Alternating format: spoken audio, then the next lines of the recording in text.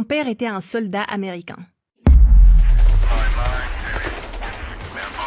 Le commandant de mon père est venu me voir et il m'a dit « On veut que tu fasses partie de ce groupe. Et tu vas éloigner les femmes de la pratique de l'islam. En gros, être libre et féministe et vivre leur vie. » Mais pour faire ça, je devais lire le Coran. Je devais lire les hadiths et je suis tombée amoureuse du Coran. Le soir, je m'asseyais avec un groupe de chrétiens qui étaient en fait juifs pour la plupart. Ils m'apprenaient le Coran et les hadiths et comment jouer avec. J'ai décidé que si j'avais été juive au moment où Isa alayhi salam viendrait, alors il aurait fallu que j'accepte Isa alayhi salam. Alors comment je peux maintenant nier Mohammed, paix et bénédiction de Dieu sur lui, même s'il faut que j'abandonne pour cela ma vie? Quand j'ai fait la shahada, j'ai ressenti quelque chose que je n'avais jamais ressenti auparavant. Je disais « Ashhadu anna la ilaha illallah ». J'ai littéralement fait... Et c'était comme si c'était la première fois de ma vie que j'avais respiré. J'ai appelé mon père, qui était en Allemagne à ce moment, et je lui ai dit « Je suis devenue musulmane ». Il m'a dit « Assez, je te prends un billet. Demain, tu prendras un avion pour l'Allemagne ». J'ai dit « Je ne peux pas le nier ».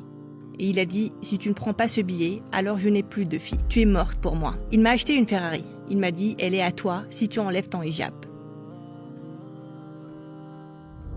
Assalamu alaikum, sœur Sharifa Carlo Al-Andalusia. Bienvenue. Merci d'avoir accepté notre invitation. Je voudrais commencer par qui est Sharifa Carlo Al-Andalusia? Peux-tu nous parler brièvement de ta vie? Wa alaykum salam wa rahmatullahi wa barakatuh. Au début de mon histoire, mon père était un soldat américain. Donc je suis née en Allemagne. Depuis l'Allemagne, j'ai voyagé dans le monde entier avec mon père. En gros, je suis allée à 13 écoles en 12 ans. Je pense que mon enfance, la façon dont je l'ai vécue, m'a donné une certaine ouverture d'esprit.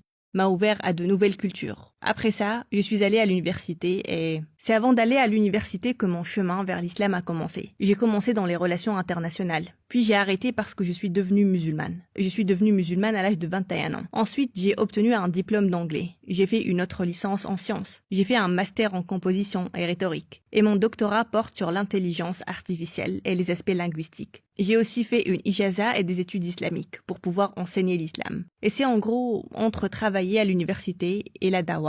C'est à peu près ma vie. Comment était ta vie par rapport à la foi? En quoi croyais-tu?